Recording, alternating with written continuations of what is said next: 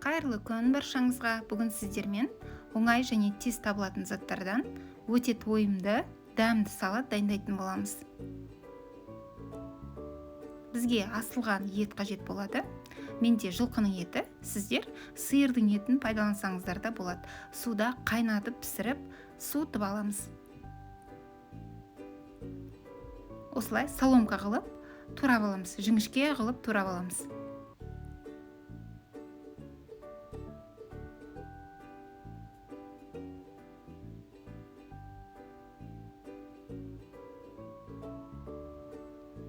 Және асылған бір картоп қажет болады, яғни суда қайнатып, артынан қабығын ашып, осылай ет сияқты соломка қылып турап аламыз.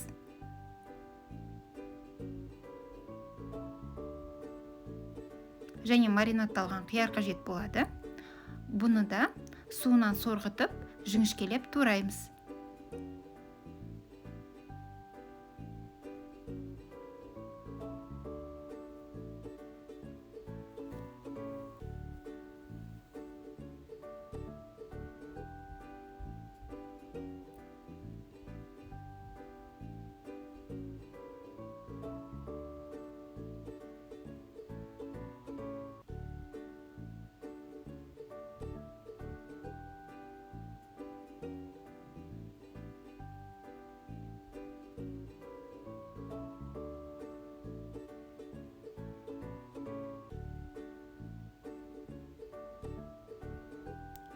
Ендігі кезекте бізге қызыл бұршақ қажет болады. Бұршақты суда қайнатып пісіріп алсаңыздар болады, болмаса дайын консервідегіні сатып алсаңыздар болады.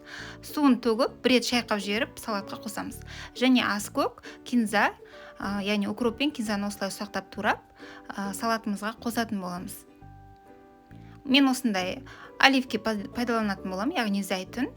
Сіздер маслины пайдалансаңыздар болады, консервідегін алсаңыздар болады. Мен килограммдап супермаркеттен сатып алдым. Дәміне қарай тұз қосамыз.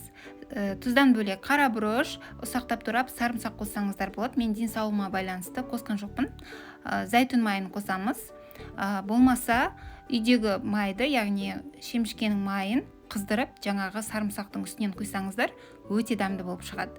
Сарымсақ қоспасаңыздар да өте дәмді салат. Дайындап көріңіздер, сіздердің қонақтарыңызға, жанұяларыңызға міндетті түрде ұнайтын болады. Ауылды жерде зәйтүн табылмайтын болса, яғни оливки таба алмасаңыздар, орнына тағы да бір ингредиент ретінде сәбізді корей күшінен өткізіп қоссаңыздар болады.